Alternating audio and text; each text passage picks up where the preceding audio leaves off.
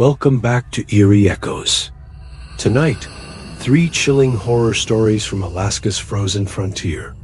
A man calls in his own death. A photographer captures what should never be seen. And a cannery hides a dark secret. Let's begin. My name is Evan Cole, and for 9 winters, I worked the overnight desk at the Fairbanks Emergency Communications Center. If you've never sat a graveyard shift in interior Alaska, imagine a room with too much humming equipment and too little. Light, where the only things that move are the digital clocks and the frost creeping along the windows. Most nights are a mix of drunks, stalled engines, and cabins where tempers burn hotter than the stove. You learn the rhythms when the bars dump, when the plows quit, when the cold stops being weather and becomes a decision. On January 8th, 2023, that rhythm broke dot at 3:19 axed. A line flashed on my console, no rollover, no satellite wobble, no background hiss, just a perfect, glass-clear connection, the kind you only get from the office next door. The A fields that usually pre-populate with a number and a lot long stayed stubbornly blank. I thumbed the headset. Fairbanks Emergency. This is Evan. What's your emergency? A man answered in measured, careful English, the way someone talks when they has a strong first language and a deep respect for a second. My name is Lev, he said. Lev Orlov. I'm calling to report my own death. I've had prank calls. I've had psych breaks. I've had the long sobbing ones, where the line never leaves the throat. This didn't sound like any of those. It sounded like a man dictating. The weather. Sir, I said, keeping my tone neutral and my fingers already moving across the CAD keys. Are you hurt? Are you in danger? Can you tell me your location? A pause, soft breath. Mile 141 on the Elliott Highway. There's a BLM marker with a bent top. From there, turn down Powder Ridge access the unplowed spur. It runs east along a slough of the Tanana for 8 miles, then forks. Take the fork with 2 spruce trunks cut, not 1. My cabin sits below. A windbreak with a rusted windmill. Green tar paper roof. A sled leaned against the south wall. The smoke stopped 3 days ago. I typed as he spoke, and the database kept pace. Property records pinged an Orlov Lev, 71, naturalized citizen. Electrical engineer, retired from the pipeline. No listed next of kin. A meter note from Golden Valley Electric showed a disconnect work order for late fall. A mail route flag. Carrier concerned no footprints since storm. There was even a welfare check request submitted 2 days earlier by a neighbor named Miller, flagged non-urgent due to road conditions and the spur not being county maintained. Lev, I said, we have a welfare request on you. Your neighbor hasn't seen smoke. Are you inside the cabin now? I am in the kitchen, he said. I can see the yard through the window. I see my body by the woodpile, face down in the snow. The axe is near the right hand. I glanced at the clock, 3:21. I opened the radio and called it out. All units, Fairbanks dispatch. Welfare check upgrade Powder Ridge access off Elliott, mile 141. Possible medical. Green tar roof, derelict windmill. Caller claims. I hesitated and glanced at my supervisor's station. She arched an eyebrow. I let the rest trail as unknown status. The nearest trooper post was pushing an hour by road in ideal conditions. These weren't ideal. I knew who'd make it first. Asked 3-7. Copy. Trooper Kincaid came back, his tone already strained with the thought of powder-drifted spur roads. We'll try the spur with a truck. May need to stage sleds. I kept Lev talking. That's what you do. You build a bridge of words long enough for help to cross. Lef, I said, tell me what happened. It is simple, he said. I cut birch rounds. The wind felt wrong too still to be true. I remember the head pain, not in the chest like they say, but a cold iron bar through the skull. The snow met me. I watched my breath paint the crystals. Pink, then nothing. Then I stood up again, but not in the snow. You stood up, I said, careful. Yes, I stood up in the kitchen, he said. I did not use the door. I turned, and I was looking through glass at myself. I do not think it is a miracle. I think it is simply what happens sometimes in this country when the cold keeps what it wants. I've never believed in much besides torque specs and good boots, but some sentences don't land in your ear. They settle lower and start growing. Lef, I said, if you can speak to me, you're alive. People do survive events like this. We've got troopers en route. I'm going to stay with you until they arrive. You will not be with me long, he replied, not unkindly. Each hour is thinner.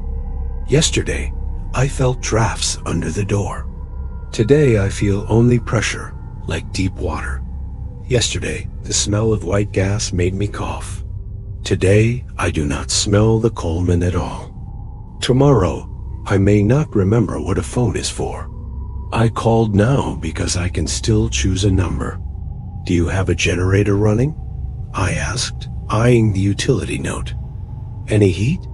The generator ran out. I keep a Honda small, red just.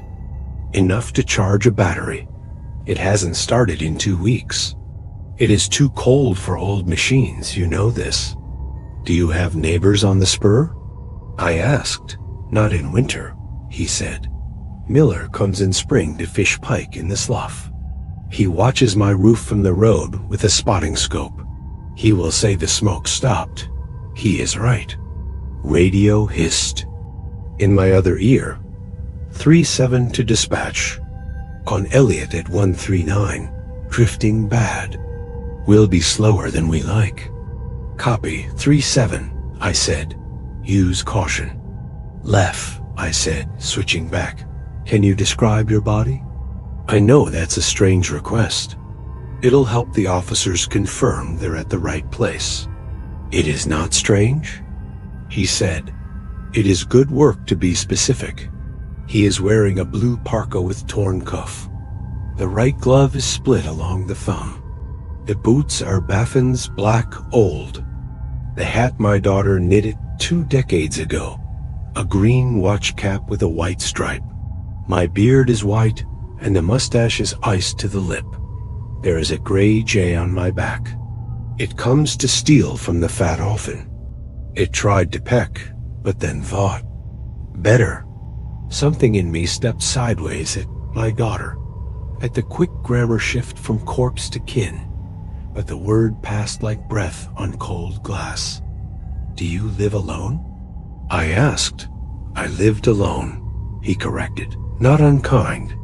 It is good for a man to know his own noise. I made lists. I split wood.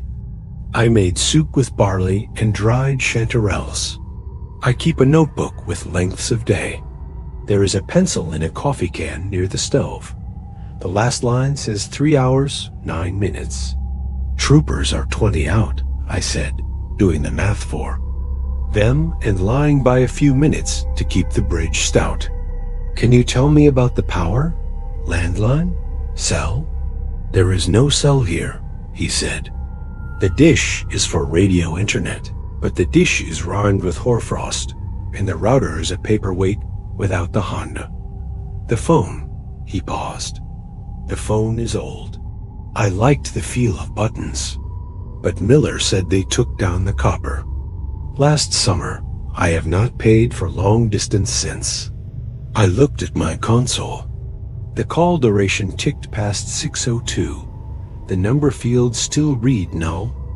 The waveform stayed laser straight, no compression. No echo, no dropouts. I toggled the trace tool again and got the same error. Nitrogen monoxide wrote. Lef, I said, what do you see out the window right now? The spruce. The hoar on the north side is thick like fur. The sky is pink where the east will be in many hours. The windmill arm moves when there is no wind. That is not physics, only memory. I see the marten tracks along the fence. It is a good thief, the marten. It tried the shed. It did not like what it found there. What did it find? I asked. The smell of me, he said. The kind only animals and men who have done winter lives recognize. Not rot, not yet, just stopped. It went quiet for a beat. I could hear the small things you never notice until you are listening for a ghost.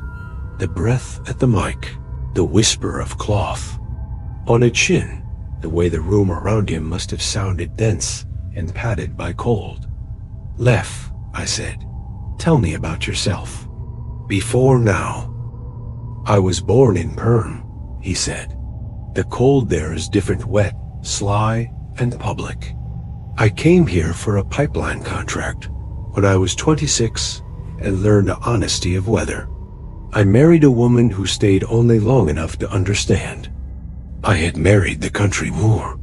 I built this place with screw piles and a jack I found at a dump. I wrote down big things on little paper and then taped the little paper to the wall so I would not forget. It is funny how much a man needs to see. His thinking at eye level.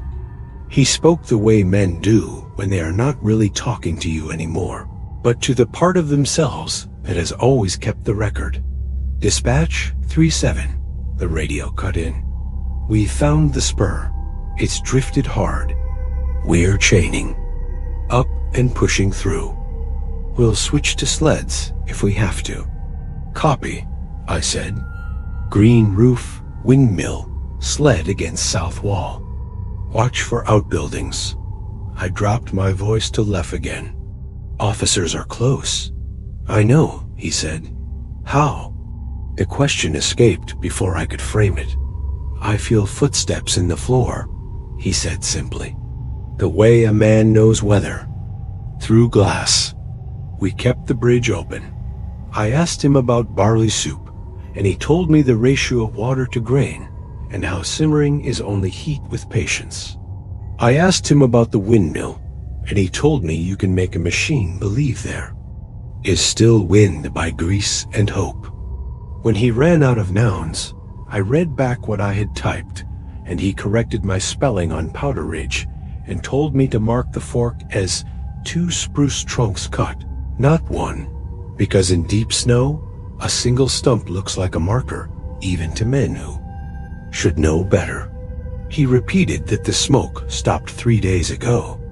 He asked me to tell whoever came not to be angry if the coffee on the stove had gone bitter, because bitterness is what coffee does when left to itself. Dispatch 37.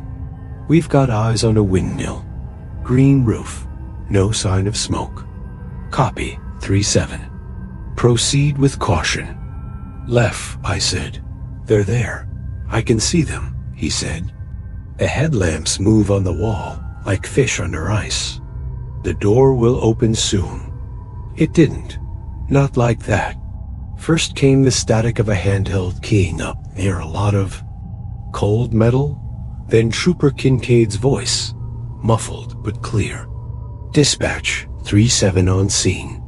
We have a male outside by a woodpile, face down, rigid. No lividity spread we can see under layers. X nearby. We're confirming. I looked at the time. 3:58. Lef, I said, very quietly. We found you. There was a silence that wasn't empty so much as wide. Good, he said. Thank you. Troopers advise interior status? I asked on the radio, my voice professional and too loud in my own head. Door is iced shut. Kincaid came back. We're going around to the lee. No light, no generator sound. Copy. Lef, I said. They're going to come in. The latch sticks if you lift, he said. Tell them to push down first. I relayed it. I heard a trooper laugh softly, a little astonished at the way the voice in my ear and the ice on their gloves were occupying the same map. Then, without warning, the audio in my headset changed. The line didn't click. No tone played. The waveform didn't spike. It just thickened, like the air inside the call got wet. I heard breathing. Not the brisk in out of a man on a radio. Not the steady tick of someone counting calm. This was constricted, as if air were being pulled through a throat, not meant for it anymore. A reed with ice in it. It rumbled and whistled, and ended each cycle with a small rattle. It was close to the mic, intimate in a way that felt like standing too near a door that opens onto winter. Lef? I said. My voice didn't sound like mine. The breath answered once, draw, wheeze, rattle, and then the line cleared.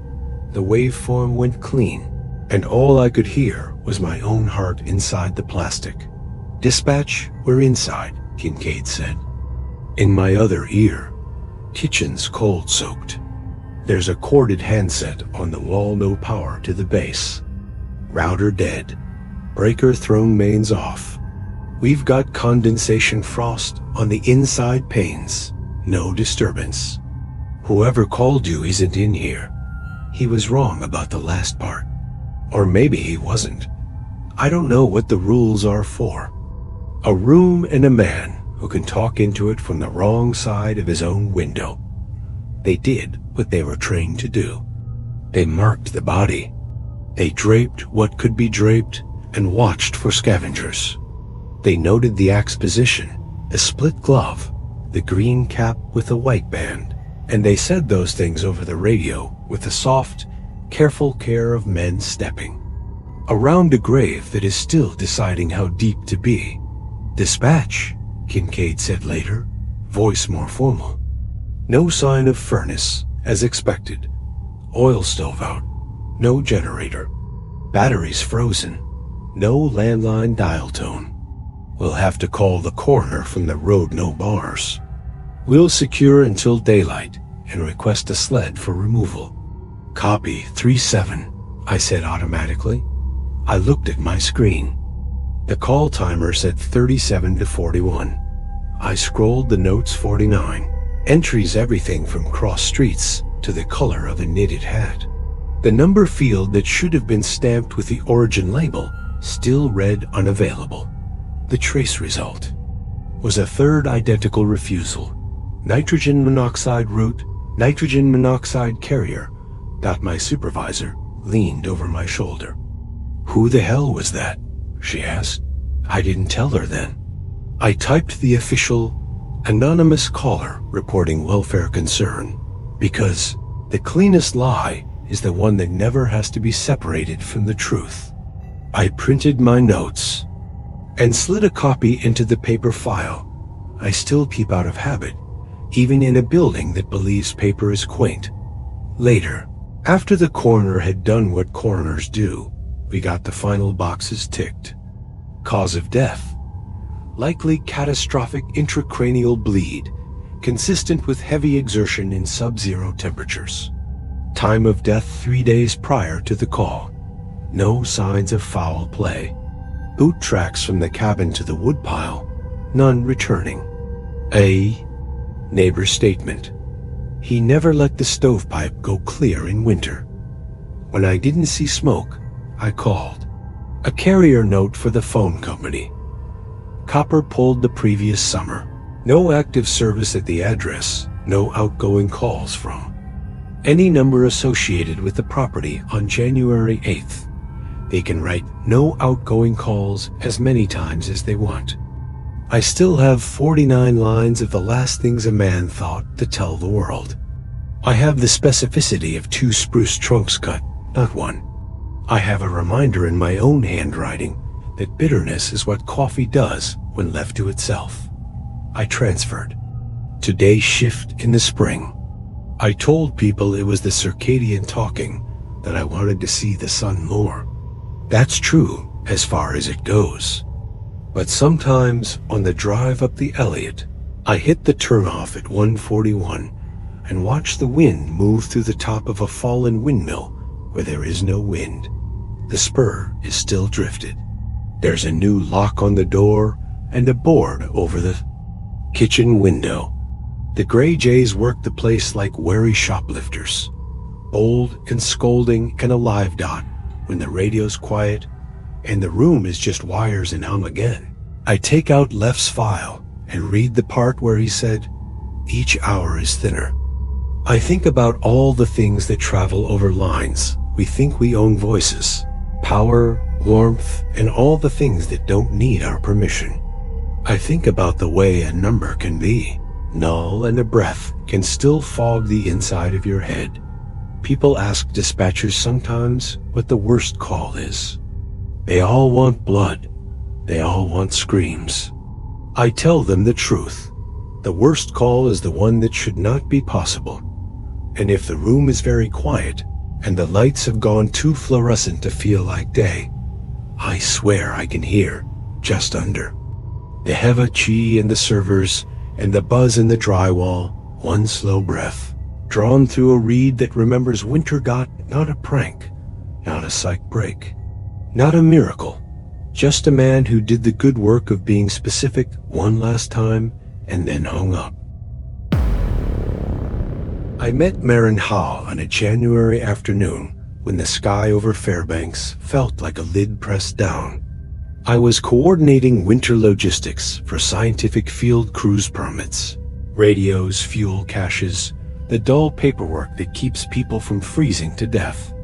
Marin walked into my office with a battered Pelican case and a certainty I recognized in people who had already accepted that risk was part of the price of doing anything worth remembering.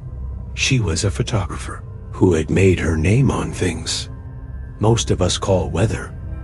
Ground blizzards that look like ghosts, brine that grows outward like fur, light behaving badly at -40. She had a way of waiting without impatience, of noticing the one detail everyone else stepped over. Her prints of the porcupine caribou herd moving through veils of ice fog had hung in galleries in Portland, New York, and a Chile museum in Tromsk. She told me she was done with museums. This time she wanted proof. Proof of what? I asked. That the cold inhabits things, she said, and smiled a little at my expression. Not just temperature, presence. She unrolled a map across my desk. A red X sat on a ridge north of Bettles, above the line of the Koyukuk drainage, where a decommissioned troposcatter array, one of the old white Alice sites, tilted drunkenly against the sky. The military had abandoned the link decades ago, leaving concrete plinths, steel lattice, and stubborn-off cables that still hung in a storm if you put your ear to them. All winter, supercooled fog spilled up from the lowlands and iced those structures until they looked like cathedrals of bone. Marin wanted to spend 2 weeks alone in a trapper's line cabin below those dishes, camp out among the antennas, and make long exposures when the temperature bottomed. They'll build faces, she said, tapping the circle around the array. Not literal faces, structures, columns, voids that hold their shape. I've seen hints one frame out of 200, something the eye edits out. I need to be there when it's genuinely hostile. When heat is a rumor. I tried to talk her out of it, not because I doubted her, but because I could tell she wouldn't hear someone else's doubt as a warning, only as a challenge. She already had the InReach satellite messenger, a PLB, a shockingly competent kit list, and a schedule. She would check in at 20 o'clock each night. If 24 hours elapsed without a ping, I would call the village search and rescue volunteers, a pilot out of Coldfoot, and the one trapper whose land she'd be renting. 2 weeks, I said. 2 weeks. She agreed. We flew her to Bettles and put her on a ski dozer with a guide who hauled her food and fuel to the cabin. She had 3 camera bodies, a box of batteries wrapped in down, a hand-crank chemistry kit to test humidity, an ice nuclei, a collapsible dark tent for her laptop, and a notebook. She always carried a notebook, even though she took 60,000 images for every 60 lines of text. "Images lie," she said once. "Writing lies differently. You need both to triangulate." Day 1, her message arrived in 1953 like a classroom bell. Arrived. Cabin sound. Stove draws. White Alice looks like teeth. -34°F. Calm wind. Setting. Tripod up the ridge. Tomorrow testing 8 exposures. Day 2. Light wraps. The ice like tinfoil here. The antennas, not audibly. In the ribs. Rime growth is directional. I can see the prevailing wind like IT has grain. -41°F. Caribou. Prince. Slept 4 hours. Day 3. First weirdness. Long exposures pick up vertical elements that aren't there for. Sometimes 6, like stanchions, but tapered. Sensor noise? Going back out, I told myself she was chasing her own expectation and not finding it. Photographers do that, every artist does. You come armed with an image in your head and you tilt the world until it fits. But Marin wasn't sloppy with reality. She was the opposite. If she wrote weirdness, she meant not yet accounted for. Day 4. Bright moon. High ice fog. In frame number 183, 6 verticals shifted left by a degree. Between shots while antenna shadows stayed fixed. Eyeballs saw only fog. Going to run a time lapse. 46F. Feels sharp inside the nose dot. I called her on the inReach to ask about instruments. She answered 3 minutes later. Batteries warm. Shutter consistent. Lenses defrosted in box. I'm being careful. If IT's a hoax, I'm the mark. But I don't think IT is. Day 5. They occupy only photons. Not the world, but maybe that is the world. I didn't like that one. I told myself there was humor, a shorthand for the artifacts. Still, I slept worse. Day 6. Time-lapse ran from 011 to 502, 612 frames. In early sets, the verticals line up with nothing gridless. By 247, they arrange themselves around the dishes like pillars. By 303, one of them bends, as if to avoid a stay wire. Nothing bends in -50F. She said to compressed still. It looked like a cathedral made of etched glass had passed briefly through the antenna field. The structures weren't human. They weren't even architectural. They were suggestions columns troubled by wind, aisles implied by where the fog was not. I sent the still to a friend at the university, who knew more about optics than I ever would. He wrote back at 2 in the morning. Internal sensor reflection? He didn't sound convinced. Day 7. Woke to shutter click at 2:18. I didn't set that. Checked. Camera log. Tripod moved 40 centimeters during night while it was locked. The feet left little holes in the snow in a line. The angle adjusted 3 degrees. The images taken during sleep show a series of verticals not visible on weight check. I tried calling again. This time she didn't answer. The ping came late. Busy. Sorry. Moving cams. Want them to earn IT. Day 8. Camera. Number 2 TOOK. 478 motion-triggered images between 107439. They're standing in the doorway of the dishes, not standing. Wrong word. They're existing. They're in a way that pushes light aside. I think they know the sensors. I think the sensors know them. I asked. She wanted an early pickup. She ignored the question. There's a tonal layer we don't hear, like a low, Choir, but it never reaches the ear. It's in the Jesus bone in your face. Have you ever heard silence that wasn't? This is that. Day 9. I took a series at 12,000 ISO with the lens cap on. The files are not black. They're veined, like a negative of air, in 2 frames. The veins touch nothing traumatic. A laying on of structure. I got a nosebleed. I called the trapper who rented her the cabin. He sounded like men who have lived long enough with winter to distrust downs. I asked if he'd go up and knock. Not at 2 in the morning, he said, and not in that fog. Give her daylight.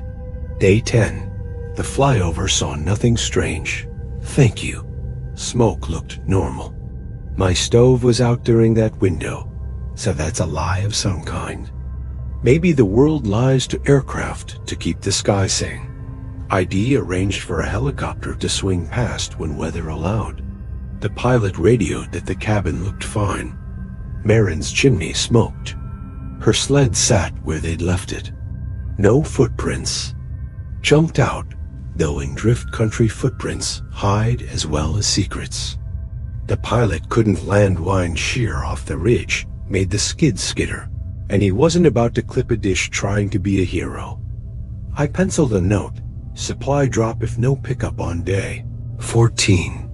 Day 11. Went into the frame. Stupid, I know. Stood between 2 verticals where the sensor side they were. The camera saw them touch my shoulder. I didn't feel IT as touch. Felt like a hum, buried in the hum. Shiver ran over skin. Pulse dropped. I wasn't afraid. I was not. Anything except still. Her next line came 4 minutes later. Doc, do not come yet. This is work. This is the work. I printed that one and underlined yet. People die on that word. Day 12. They are not ice. They are not light. They are the shape of absence hardened by cold. I show them prints of themselves, and the next frame show them near the prints. If I set the print on the snow scallops around it like it's being considered. I went looking for sleep and failed at it. I dreamed of antennas wearing snow like antlers, turning to look when nothing was there to see. I woke with my mouth dry and my stomach sour with a kind of certainty that isn't rational. She wasn't alone. Day 13. They are curious. Not kind, not cruel. Curious like magnetism. They seem drawn to heat, but not the way animals are. More like heat is the only thing we make that rises to their attention. The camera is heat. The eye is not. Day 14 arrived. And with it a blizzard, white stitching the air to itself so thoroughly that everything disappeared into a close room with no walls. I contacted the SAR volunteers anyway. They'd go when the horizon returned. Marin's message came at 20:02. 2 words. Stay back. That was the last clear ping. For a day and a night and an extra slice of morning, the inReach did nothing but tell me the satellite constellation had better things to do. At noon on what we were now calling day 17, the storm broke like a plate. The light that followed it was the unkind kind too clean, too revealing. We chartered 2 sleds and a wide track with a basket to haul a person who did not want to walk. The white Alice. Dishes rose out of the blue shadow of their own cold and looked like snow-bitten sunflowers. The cabin crouched under a hat of drift and breathed no smoke. The latch stuck. I remembered Marin's notes and pushed down first. Marin sat at the table. Alive like a pilot light is alive. Her eyes were open and paired, focused not on us, but on the scatter of prints spread across every surface. They were stills from the last 3 nights, contact sheets, 1319 glossies, pinned with spoons and knives. In all of them, the same tall. Tapering presences arranged themselves around antennas, around doorways, around Marin herself. In a handful, One leaned, not bend, not move, leaned near the side of her head, as if listening to the place where thought meets skull. Her core temperature. Read like a mistake. The med tech took it twice, then under her tongue, then in the ear. 89 degrees Fahrenheit. Her pulse ticked at 13 beats a minute, irregular but insistent, like a stubborn clock. Her fingers were white to the wrist, but not frostbitten. There was no paradoxical. Undressing, no broken disarray. She'd been composed about her own collapse. We found camera number 2 running in the doorway, lens hood furred with hoarfrost and still clicking at the intervals she had set. It had chewed through 2 battery bricks and was already eating the third. The images on the card recorded an interior filled past human comfort with forms that refused to cast shadows. We evacuated her to Fairbanks Memorial. On the flight, she said nothing. The medic tried to warm her slowly, like a wintered snake. At 2:10, somewhere over the Yukon's braids, she whispered without moving her lips, "Lower." The medic turned the temp down a degree, because sometimes you go with. The story you're in, Doc, she was in the hospital for 42 days. During that time, she spoke 14 sentences total. Most were logistics. Bathroom, water, the title of a book she wanted from her apartment, a monograph about radar.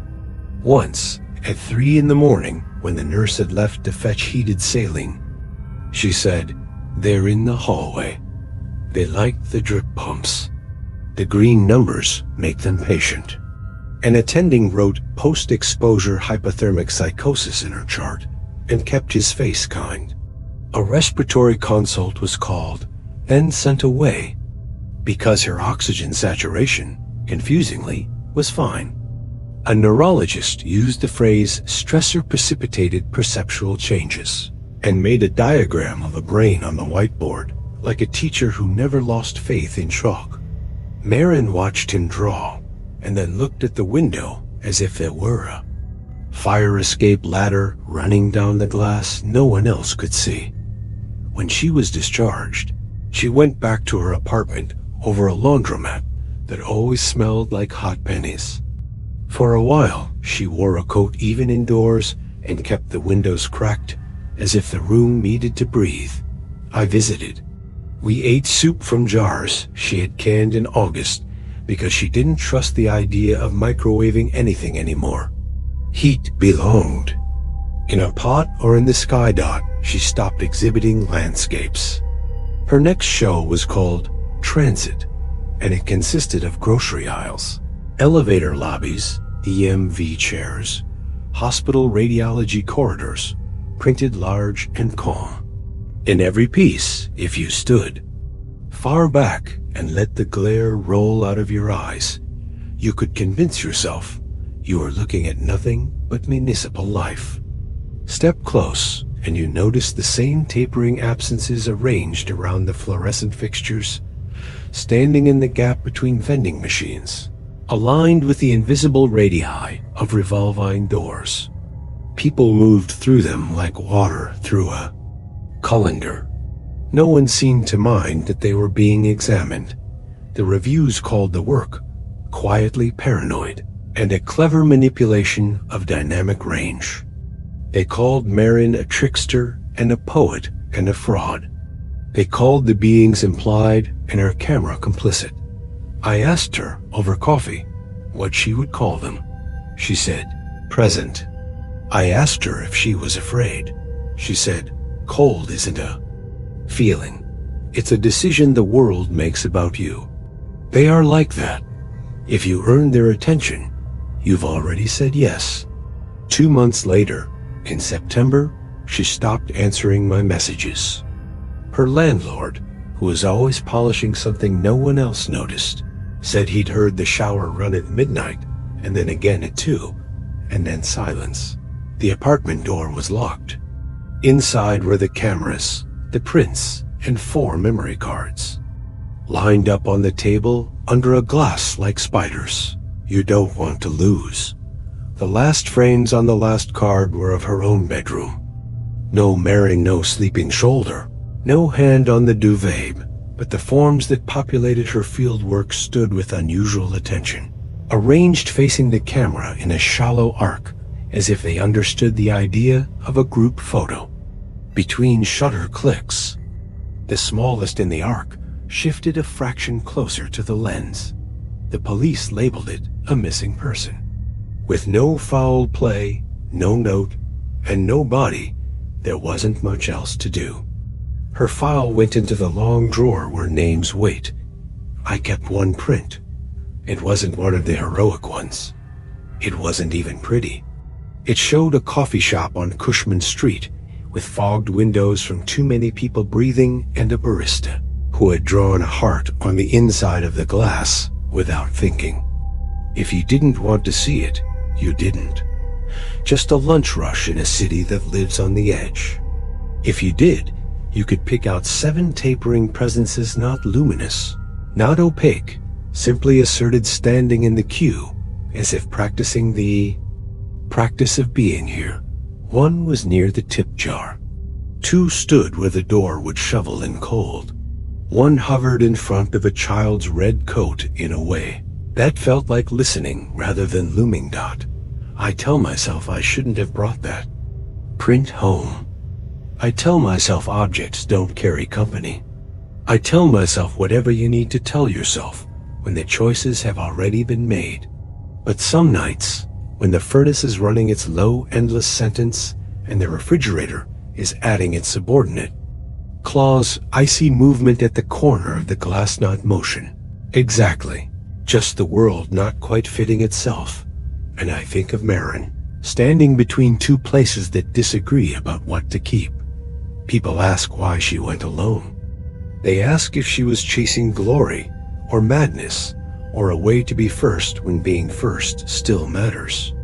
I think she wanted an answer to a question that can only be asked where cold has agency. She thought the camera could translate between energy's hours. Theirs, the weather's. For a while, it did. I think she learned something she couldn't undecide. I tell myself that if she wanted to be found, she would have left a door that opened in both directions. I tell myself a lot of things. On bitter mornings, I take the long way to work, past the radio towers that scaffold the town's talk. When fog hugs the river and makes streetlights into suns held under milk, I stop at the edge of the parking lot and listen for a choir too. Low to hear. It never quite arrives. It's always right there, just under the bones. I carry the inReach in my pocket. Sometimes, habit wins and I check for a ping. The little screen behaves no ghosts in the satellite constellation. Just what you'd expect. No stay back, no do not come, no lower. But once in a while, the device vibrates for no reason.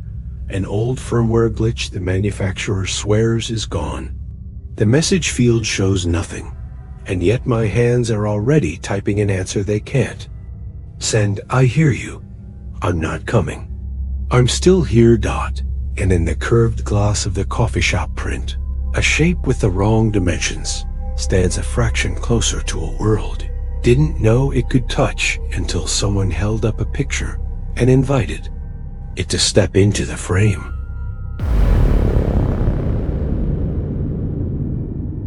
When people think of Alaska's fishing industry, they picture something noble, sleek boats on gray water, nets glittering with salmon, rugged workers hauling in the sea's wealth with calloused hands.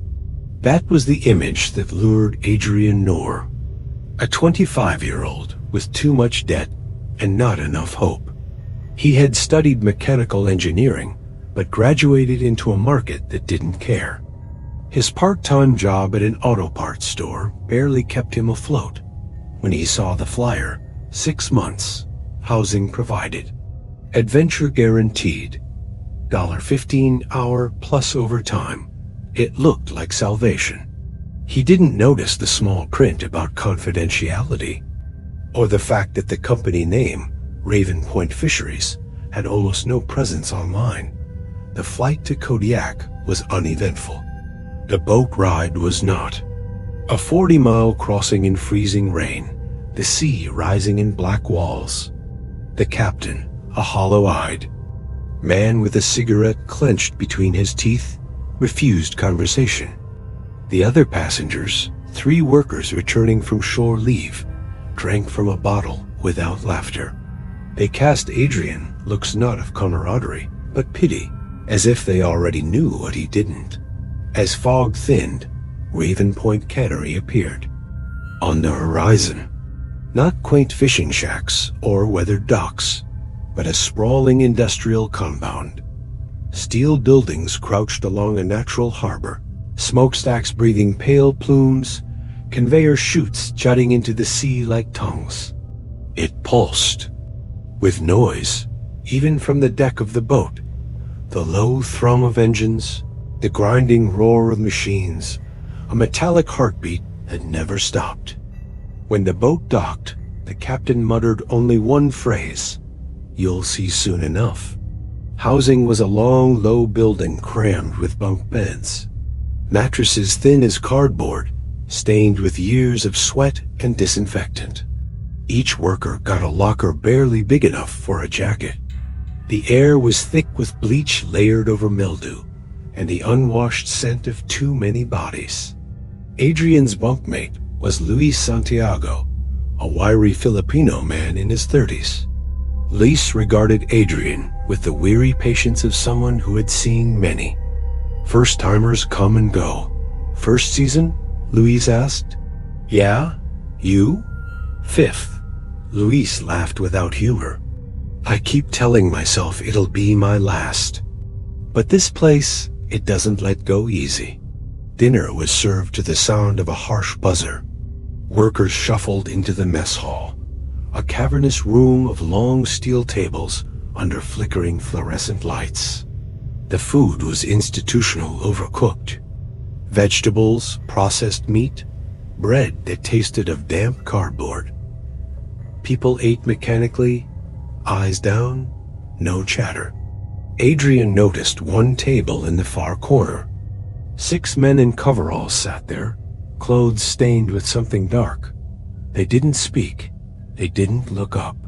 Their movements were stiff, their eyes bloodshot as though they hadn't slept in weeks. "That's Unit D," Luis whispered. "Special. Projects. They make double pay. Don't talk to anyone." After dinner came orientation. The plant manager, Mr. Harrow, was a tall man with parchment skin and a smile that never reached his eyes. He explained the rules with the cadence of a lawyer. 12 hours a day, 6 days a week. 7th day optional overtime. No leaving the island without authorization. Communication with family limited to 1 5-minute satellite call per week. Violation of policy, Harrow said softly, will result in immediate termination and forfeiture of wages. His smile lingered. "But you'll adapt." At 4 a.m., the bell rang. Adrian's assignment, gutting line. He stood for 12 hours pulling organs from salmon, the conveyor belt never slowing. His gloves grew slick with blood, his arms ached, his back screamed. The air was foul, fish rot, ammonia disinfectant, and something else, a cloying sweetness like spoiled fruit. By the 3rd day, his hands were raw, but the other workers looked untouched. They moved with mechanical precision, almost beautiful, in their efficiency, but wrong too smooth, too consistent. They rarely blinked, never stumbled, never wasted motion. When the belt jammed, they fixed it instantly and resumed as if nothing had happened. Adrian tried to talk to the man next to him. The worker didn't respond, not even with a glance. It was like speaking to machinery. At lunch, he asked Luis, "How long have some of these guys been here?" "Years," Luis muttered. "The company offers bonuses if you sign long contracts." But after a while, he trailed off. "Watch them." They don't move like us anymore. On his 10th day, Adrian was summoned to Harrow's office. A stack of papers waited for him: non-disclosure agreements, legal threats, clauses about intellectual property. Unit D requires additional labor, Harrow said. Sign here. Adrian hesitated, but the promise of double pay was too tempting. He signed. Unit D was nothing like the main plant. It was spotless, white-lit, and reeked of chemicals. Steel tanks lined the walls, feeding hoses into injection rigs. Workers wore respirators and smokes. A supervisor named Dr. Salani explained, "This is our preservation compound. Extends shelf life indefinitely. Revolutionary, harmless." The fish were injected, their flesh turning gray-white, rubbery, almost translucent. Dr. Solang insisted it was normal, that later processing would restore the appearance. But when Adrian entered storage, he saw barrels labeled 2017, 2018. Curious, he pried one open. The fish inside looked fresh. Eyes clear, gills pink, no decay.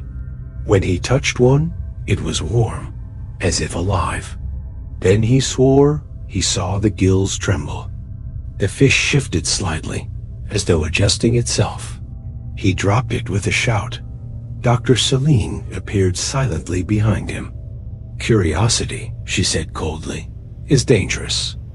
That night, Adrian confronted Luis. "They're alive," Adrian whispered. Luis shook his head. "Not alive, not dead, preserved." "You knew?" "They put it in the food," Luis said. "Small doses. Then injections. It makes you stronger. Cuts heal overnight. You need less sleep, but it changes you. Once it's in your blood, you can't leave.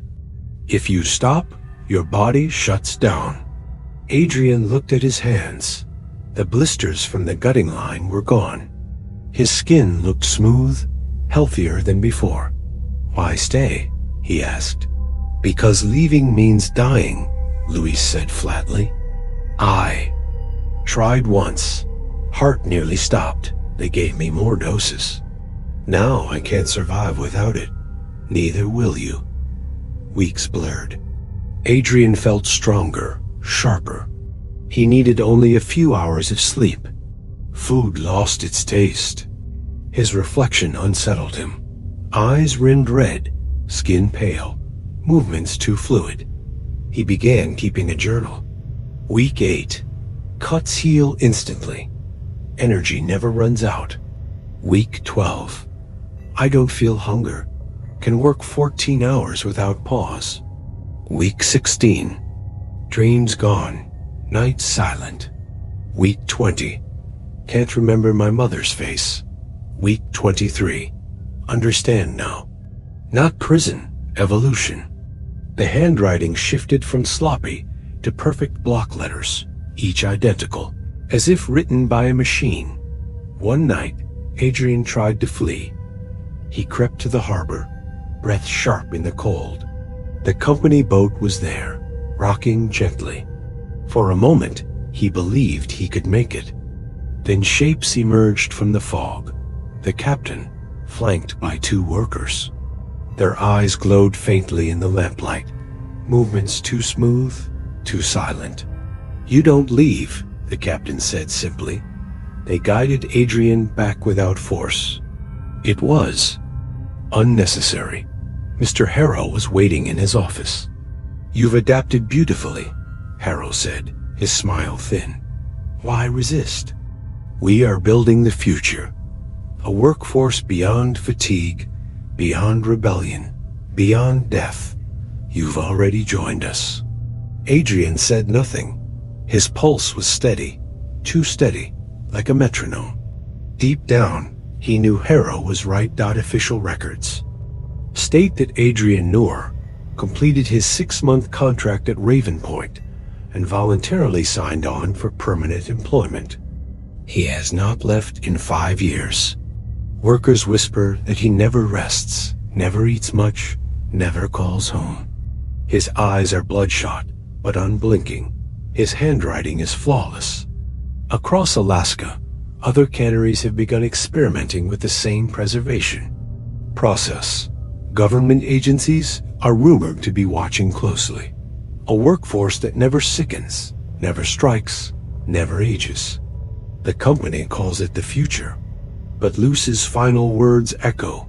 They're not preserving fish. They're preserving us. And preservation is just another word for possession. That was tonight's journey into Alaska's frozen nightmares. If you felt the chill, don't forget to like this video, share it with a friend, and subscribe to Eerie Echoes for more true horror stories every week. Until next time, stay safe and stay out of the dark.